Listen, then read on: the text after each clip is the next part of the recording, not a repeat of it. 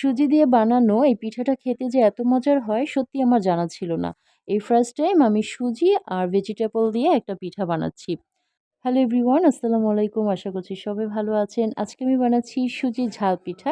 তো এখানে আমি কয়েক রকমের ভেজিটেবল কেটে নিয়েছি। গাজর, টমেটো, আলু, কাঁচামরিচ সবকিছু গ্রেটার দিয়ে গ্রেট করে নিয়েছি। আর এরপরে ২ কাপ সুজি আমি এখানে পানি দিয়ে একটু ভিজিয়ে রাখছি। মাত্র ৫ মিনিট পর আমি সুজি ব্লেন্ডারে ব্লেন্ড করে নিয়েছি। সুজির থিকনেসটা ঠিক এমন হয়েছে।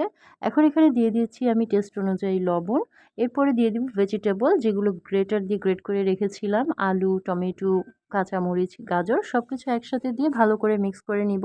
তার আগে দিয়ে দিচ্ছি একটা ডিম। আর এই ডিমের কারণে কিন্তু এই সুজির পিঠাটা খেতে অনেক বেশি মজা হয়েছে। এখন সবকিছু আমি খুব ভালো করে মিক্স করে নিচ্ছি। আর এই পিঠাটা খেতে যাতে আরেকটু ঝাল, ঝাল হয় সেজন্য আমি আরও কয়েকটা কাঁচামরিচ এখানে এড করে দিয়েছি। অনেকেই পিঠাটা ডুবো তেলেও ভাজে আমি দেখেছি। তবে আমি কিন্তু ডুবো তেলে ভাজবো না। অল্প তেলেই আমি এটাকে ভেজে নেব। আমার কাছে মনে হয় এই পিঠাটা তৈরি করতে ডুবো তেলে ভাজার কোনো প্রয়োজন নেই।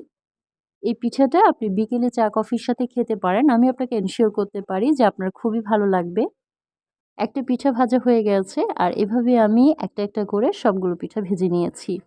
বিকেলে চায়ের সাথে বা ব্রেকফাস্টও খেতে পারেন। আজকের ভিডিওটা কেমন লেগেছে জানাবেন। ভালো লাগলে লাইক, কমেন্ট করে আমার সাথেই থাকবেন। সবাই ভালো থাকবেন।